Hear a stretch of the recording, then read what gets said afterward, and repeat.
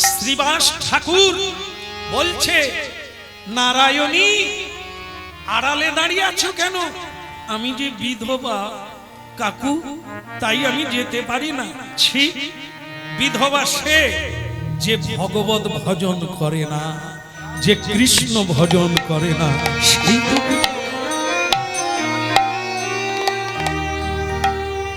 লেনেওয়ালা দেনেওয়ালা তিনি, তুমি নও।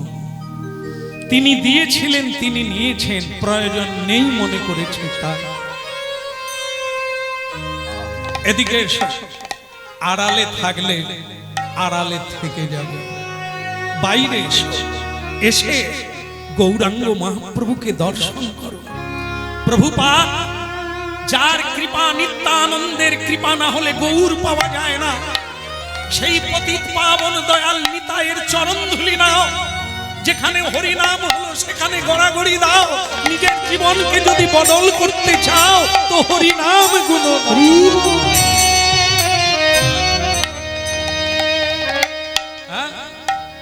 বলো। রাধা মাধব কি? দেখো, তার বাবা শ্রীবাস পণ্ডিতের কাছে রেখেছিল এই কারণে, তার কৃষ্ণ ভক্তি হবে, ভবিষ্যতে তার জীবন বদলে যাবে। আর আমরা যদি কোনো মাতালের কাছে আমার ছেলেকে ভর্তি করে দিই, তাহলে কি হবে? ও বলবে, দুঃখ পেলেই এক গ্লাস খেয়ে নে, আমিও আছি, ভুলে আছি, তুইও ভুলে থাক। তাহলে আপনার ছেলেটি গল্লায় গেল। এই জন্য সৎসঙ্গে স্বর্গে বাস, এ চিরদিন থাকবে, আর সবাইকে তা মানতে হবে। এর একটা প্রভাব আছে যা আপনাকে বদলে দেবে, আর অসৎসঙ্গের একটা প্রভাব আছে যা আপনাকে নরকের দিকে টেনে নিয়ে যাবে। তাই ভক্তমন্ডলী মায়েরা, শ্রীবাস ঠাকুর বললেন, এ সুযোগ আর পাবি না, যা মা যা, ওই পাগল নিতাই যিনি নাচছেন, চরণ ধুলি নে, গড়াগড়ি দে, হ্যাঁ ধুলি গায়ে মাখবি, হরি নাম গাইবি, কাছে কাছে থাকবি, তবে তো দৃষ্টির ভিতরে থাকবি। আড়ালে চলে গেলে অন্ধকারে পড়ে যাবে। দয়া করো মোরে নিতাই, দয়া করো দয়া করো মোরে নিতাই, দয়া করো মোরে, দয়া করো মোরে নিতাই, দয়া করো, দয়া করো মোরে নিতাই, দয়া করো মোরে।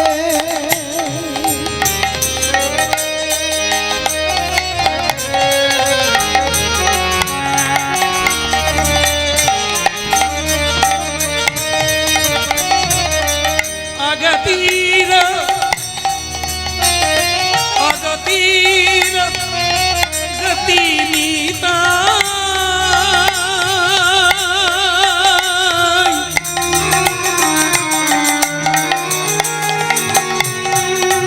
আমার নিতাই,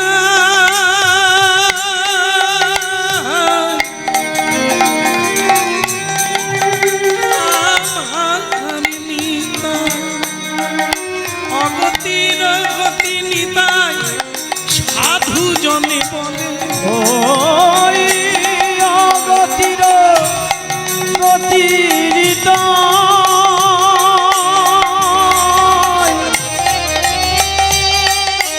সাধু জনায় বলে, দয়া করো মোরে নিতাই, দয়া করো মোরে, দয়া করো মোরে নিতাই, দয়া করো মোরে।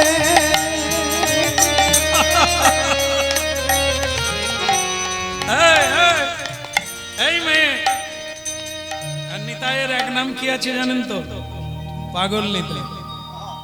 এ কখন কি করে এ সবাই জানে, কি করবেন ঠিক নাই। নিতাই চাঁদ দেখলো ওই একটি ভালো মেয়ে, দেখতে ভারী সুন্দর মেয়ে, নাম তার নারায়ণী। সে শ্রীবাস ঠাকুরের কথায় ঝুপঝুপ করে এসে নিতাই চাঁদ যখন পাগলের মতো নাচছে কখনো, তা সেই চরণ ধুলিটা নেওয়ার জন্য ছোট মেয়ে তো পায়ের তলায় হাত দিয়ে দিয়েছে। আর নিতাই চাঁদ আস্তে আস্তে নাচতে নাচতে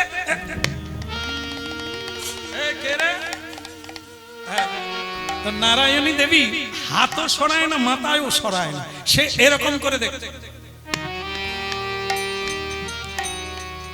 এই উপর থেকে নিতাই চাঁদ দেখছে আর মেয়েটা নিচু থেকে উপর দিকে দেখছে। নিতাই চাঁদ বলে, এই পাটা যদি পড়ে যেত কি হতো বুঝতে পেরেছে? হরিবা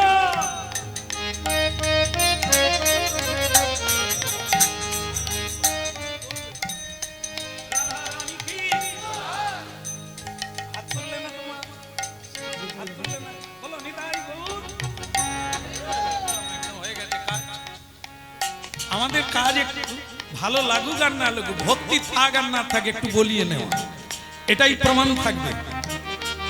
যেদিন হিসেব হবে, এতদিন কীর্তন করলে অনেক কিছু নিলে খেলে, কাজটা কি করলে, তখন এই ছবি দেখা যাবে। এই যে ক্যামেরায় উঠছে না, তখন আমি বলবো নিতাই চাঁদকে দেখে নাও, ক্যামেরা খুলে দেখে নাও কি হয়েছে।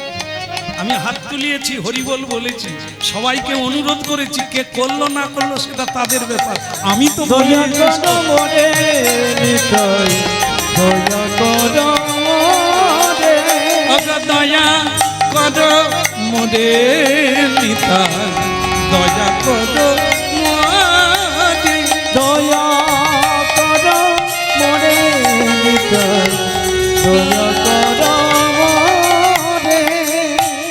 এই মেয়ে পাগল নিতাইয়ের পাল্লায় পড়েছে। এই মেয়ে ওঠ, কি নাম তোর? আগে আমার নাম নারায়ণী। নারায়ণী, নারায়ণী কার নাম জানিস? আগে না, নারায়ণী হচ্ছে লক্ষ্মী দেবীর নাম। নারায়ণ তার বাম দিকে যে থাকে তার নাম নারায়ণী। সনাতন, সনাতনী। তা তুই এই যে নারায়ণী নাম নিয়ে তুই আমার পদধূলি নিচ্ছিস, এটা কি ঠিক হয়েছে? তোর পদধূলি নেওয়া, ওই কান্না শুরু।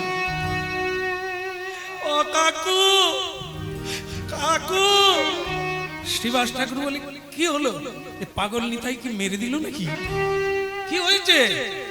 আগে আমাকে বলছে প্রণাম করবে, আপনি বললেন ওনাকে প্রণাম করতে, উনি আমাকে। নিতাই চাঁদ বলে, তাহলে গোড়া এইখানে। শ্রীবাস ঠাকুরই পাঠিয়েছে। শ্রীবাসকে আমি বাপ বলি, নিতাই চাঁদ শ্রীবাস ঠাকুরকে বাবা বলে, আর মা মালিনী দেবীকে মা বলে। এখন সেই নারায়ণী দেবী প্রণাম করতে গেছে, আর উনি বলছে তোমার নাম নারায়ণী, আমি তোমাকে প্রণাম করব। কাঁদতে কাঁদতে শ্রীবাস ঠাকুরের কাছে গেল।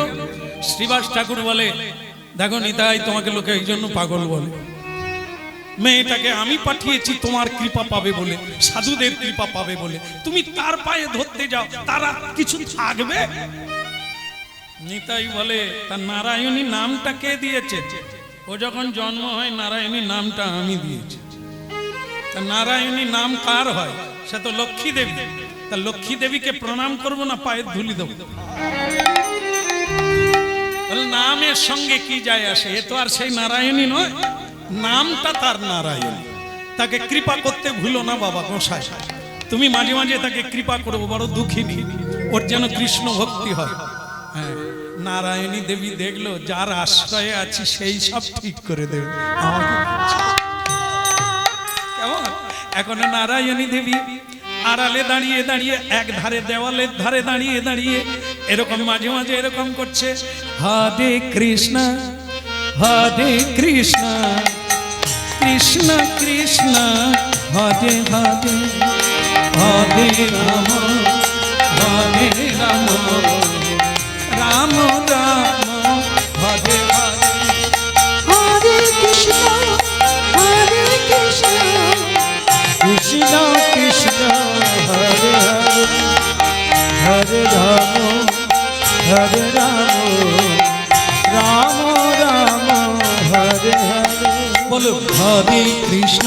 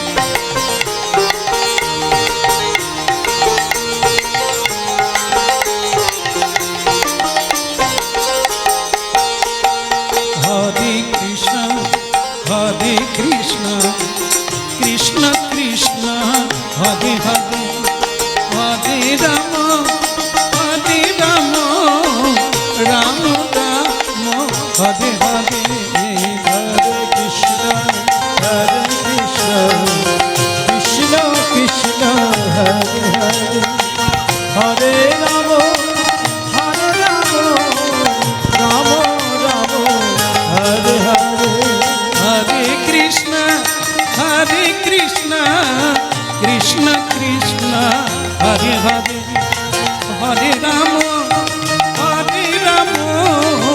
রাম রাম হরে হরে হরে কৃষ্ণ কৃষ্ণ কৃষ্ণ হরে হরে হরে রাম রাম রাম হরে হরে হরে কৃষ্ণ কৃষ্ণ কৃষ্ণ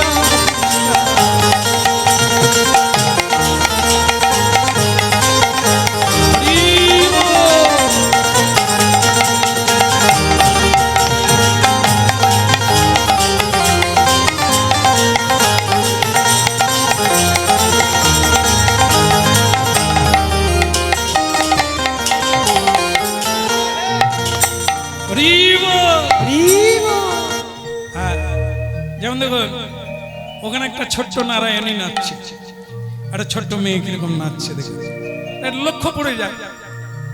এখন নারায়ণী ছোট্ট মেয়ে, তার একটা মনের মধ্যে গ্লানি যে সে বিধবা, কেমন এই জন্য সেটা দেওয়ালের গায়ে দাঁড়িয়ে এরকম করছেন, কখনো এরকম করছেন, কিন্তু এরকম করছেন না।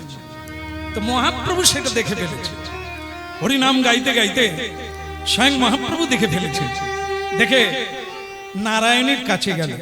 কি নাম তোমার? আগে আমার নাম নারায়ণ। তা বেশ তো, তুমি হরিবল বলছো, হরিনাম গাইছো, পুরো হাত তুলছো না কেন? আমি বিধবা। ছি, ও কথা বলতে নেই। বিশ্বের পিতা তিনি সকলের স্বামী।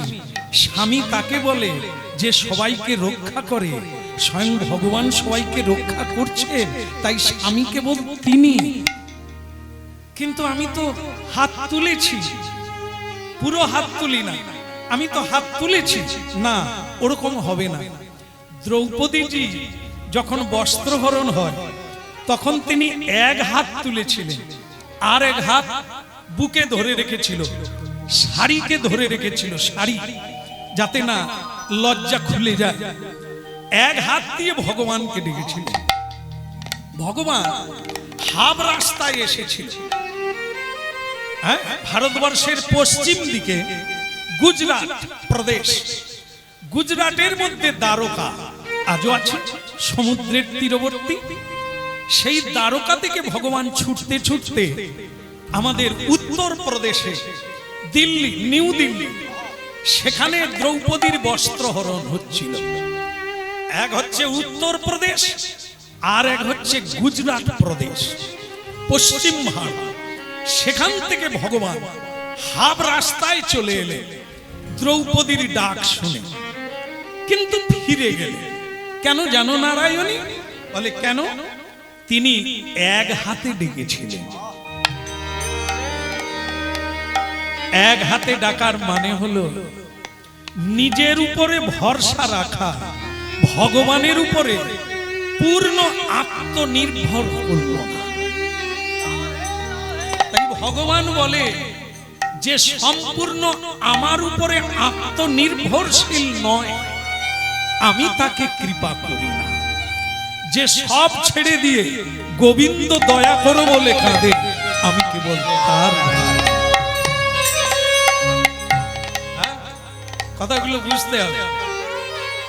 এই অনেকে আমাদের বলে যে কীর্তনে এরকম কথাটা বলুন, কিরকম কথাটা বেশি আলোচনা করুন। বলছে সংসারও থাকবে, ভগবানও আসবে। এই কথাগুলো একটু বেশি করে বলবে, কারণ ত্যাগের কথা বললে গায়ে জ্বালা ধরে, ভালো লাগে না। ভোগও হবে আবার যোগও হবে, এরকম কথা বলবে। তা ভক্তমণ্ডলী মায়েরা, মনে করুন আপনারা ওপারে যাবেন, আপনি যদি নৌকাওয়ালাকে বলে দেন যে মাঝি ভাই এপারও থাকবে ওপারও থাকবে, আপনি সেরকম একটা পারে নিয়ে চলছেন, আপনারা যেতে পারবেন? দুটো পারের একটা পারে থাকবেন, দুটো পার কোনোদিন হবে না। হয় এপারে থাকবেন না হলে ওপারে গেলে এপার ছাড়তে হবে।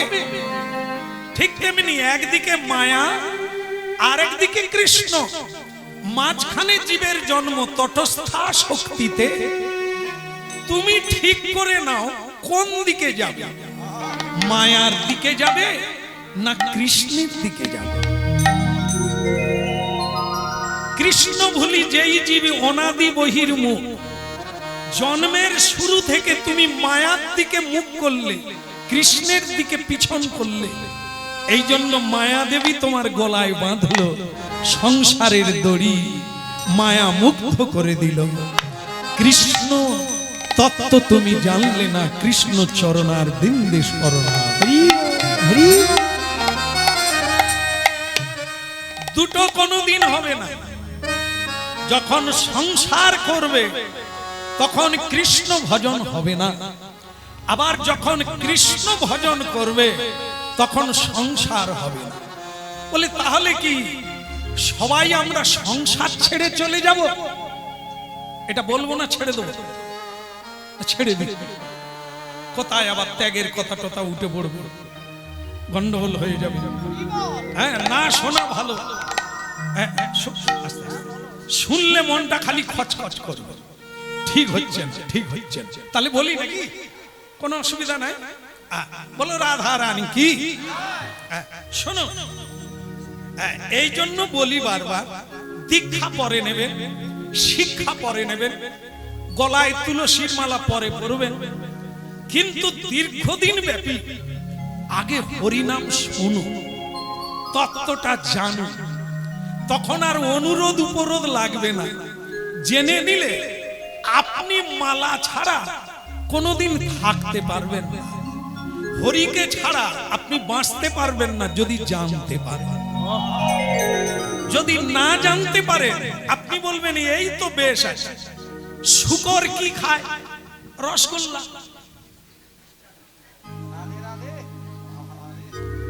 শূকর বিষ্ঠা খায়, তার বিছানা কোথা? পালঙ্কে, ডানলপ গদিতে। ওরে সেইখানেই শুয়ে পড়ে, যা খায় তারই উপরে শুয়ে পড়ে, বাচ্চা কাচ্চা নিয়ে ওইখানে। কি আনন্দ, কি আনন্দ! কি তাহলে শূকর বিষ্ঠা খায়, বিষ্ঠায় থাকে, তাকে জিজ্ঞাসা করুন শূকর কেমন আছো? আর তোমরা তো এই জিনিস খাও না, খেলে বুঝতে হবে কি জিনিস। পৃথিবীতে কুত্রাপি নাই এহেন। হায় সে মা একবারে এরকম। বলো রাধা রানী কি। হ্যাঁ, তা দেখুন, কৃষ্ণ ভজন করে না এমন ব্যক্তিকে বলুন দুই বেলা মানে এ খায়, দারু পিয়ে। দারু তো বুঝেন না, দারু এখানে কেউ খায় না বোধহয়। দারু মানে সুরা, সুরা মানে মদ, এখানে কেউ খায় না। ভাগ্য ভালো আপনারা এইখানে। ও খায়, একটু একটু খায়, তাহলে বুঝতে সুবিধা হবে। এ কোম্পানির প্রসার এত, এর বিজ্ঞাপন এত যে এর অভাব নাই। সব জায়গায় বিক্রি আছে আর খরিদ্দারও আছে, কিন্তু আমাদের বিজ্ঞাপনে খুব কম। তুলসীর মালা খুঁজলে কজনার গলায় পাবো, কিন্তু সুরা খায় এমন কোম্পানির লোক অনেক আছে। কি এই আপনাদের ঘরেও বাবারা আছে না? এ লোক যার ঘরে আছে তাদের ঘরে যে কি শান্তি, আর আমাকে বলতে হবে। শান্তি অনেক দিন আগে খাল পারিয়ে পালিয়ে গেছে। এখন অলক্ষী ঢুকেছে, দিনরাত্রি মারপিট, স্ত্রীর গয়নাগাটি চুরি করে নিয়ে জুয়া খেলে, লটারি খেলে আর সুরা পান করে। কি করবে? ভাগ্য নিয়ে তো জন্ম নিয়েছে, আর ভালো জিনিস কোথায়? হ্যাঁ, সে রাস্তার ধারে শুয়ে আছে। আমি গাড়ি নিয়ে হরিনাম গেয়ে বাড়ি ফিরছি অনেক রাত্রে। কে এখানে? সে শুয়ে আছে ঘাসের উপরে, নাক দিয়ে কান দিয়ে পিঁপড়ে ঢুকে যাচ্ছে। সে আবার বলছে শুয়ে শুয়ে, কে? আমি শ্যাম সুন্দর। যে কীর্তন গায়। হ্যাঁ, কীর্তন গেয়ে যে কি পাও বুঝি না। এই তো রাজার রাজা শুয়ে আছি, রাজা। এই যে কি জিনিস তুমি কোনোদিন খেলে না। আমার তখন মাঝে মাঝে মনে হয় কি একদিন খেয়ে দেখবো। না না, সে ঘাসে শুয়ে আছে রাস্তার ধারে। সে বলছে এ যে কি জিনিস শ্যাম সুন্দর তুমি খেলে না।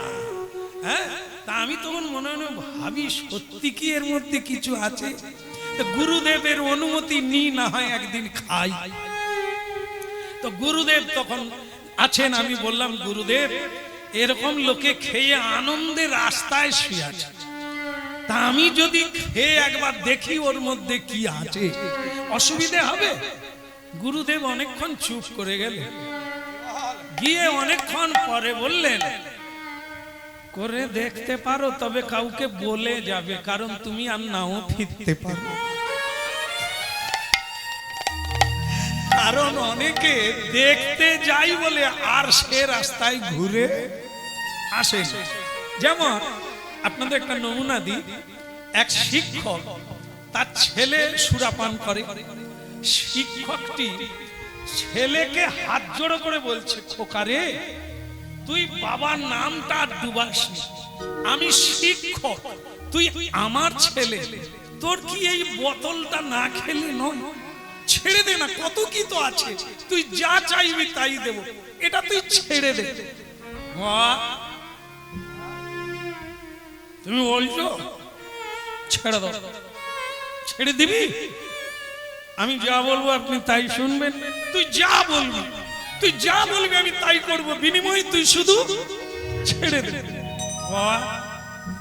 ছেড়ে দাও, ছেড়ে দিবি? দেব। তুমি শুধু আমার সঙ্গে 3 মাস খাবে, তারপরে তুমিও ছাড়বে, আমিও ছাড়ব। শিক্ষক বলে, তোর মুখে ফুল চন্দন পড়ুক, তুই যে ছাড়বি বলেছিস আমার বাবার ভাগ্য ভালো। তাহলে বাবা চালু হয়ে যাক। 3 মাস তুম ভি পিয়েগা, হাম ভি পিয়েগা। এইবার একই বোতল 1 গ্লাস, বাপও খাচ্ছে, বেটাও খাচ্ছে। तो बेटा शुद्ध माजे माजे बाबा के बोले, बाबा कितना टाइम हुआ, कितना दिन गया? बोले 1 महीना हो गया, 1 मास हो गया। हाँ ठीक है, बाप पी लीजिए। तो बाबा कितना हुआ? बोले 2 महीना हो गया, 2 मास हो गए। बाबा और पिएगा? बोला हाँ 1 मास तो है अभी। हाँ लगाओ बेटा, 3 मास खेलो बाप बेटा। 3 मास हो गए। बेटा बोलছে बाबा पिताजी आप भी छोड़ देना पड़ेगा, हम भी छोड़ देना। तो छोड़ेगा क्या? तो बाबा बोलছে তোর ভালো লাগে ছেড়ে দে, আমি ছাড়ো না। क्या बात, क्या बात। ছেলে বলল বাবা চুক্তি ছিল, হ্যাঁ 3 মাস বাপ বেটা খাবো, তারপরে বাপ বেটাই নিরামিষ হয়ে যাবো, কিন্তু আপনি ছাড়বেন না। बोले इसमें जे क्या है अभी तो मालूम पड़ा, এখন জানলাম কি জিনিস আছে। এ তুই ছাড়তে হয় ছেড়ে দে, আমি ছাড়। কি হলো? বাবা কি ঠিক কাজটা করলো? খেয়ে কাউকে খাওয়া বন্ধ করা যায়? ত্যাগী হলে ত্যাগের মন্ত্র বলা যায়, নিজে যেটা করব সেটা অপরকে বলা যায়। বাবা যদি নিজে সুরাপান করে অপরের সুরা ত্যাগ করাতে পারবে? আপনি আচরি ধর্ম অপরে শিখায়। বাবা যদি না খেত তাহলে ছেলেটা কোনোদিন হয়তো ছাড়তো। বাবা খাওয়া চালু করে দিল। বাবা বলল हम भी नहीं छोड़ेगा, तू छोड़ दे, मेरा क्या है। বুঝুন, এই জন্য মা আর বাবা সংসারে সুখের হতে গেলে মা বাবাকে সদাচার হতে হবে, সৎ আচরণ করতে হবে, তবে সন্তান দেখবে। তুমি প্রণাম করো সকালবেলা, ছেলে মেয়েরা এমনিতে প্রণাম করবে। সকালবেলা উঠে যদি বাবা মার কাজ হয় গোবিন্দের সেবা, ছেলেও গোবিন্দ মন্দিরে যাবে। আপনার যদি নির্দেশ হয় এ বাড়িতে কোনো যেটা ভগবানের সেবায় লাগবে না সেটা উঠবে না, তবে ওটাই চালু হবে। আপনি যদি গিন্নি হয়ে কর্তা হয়ে না ছাড়তে পারেন, তাহলে আপনার বাড়িতে কোনোদিন গোবিন্দ সেবা হবে না।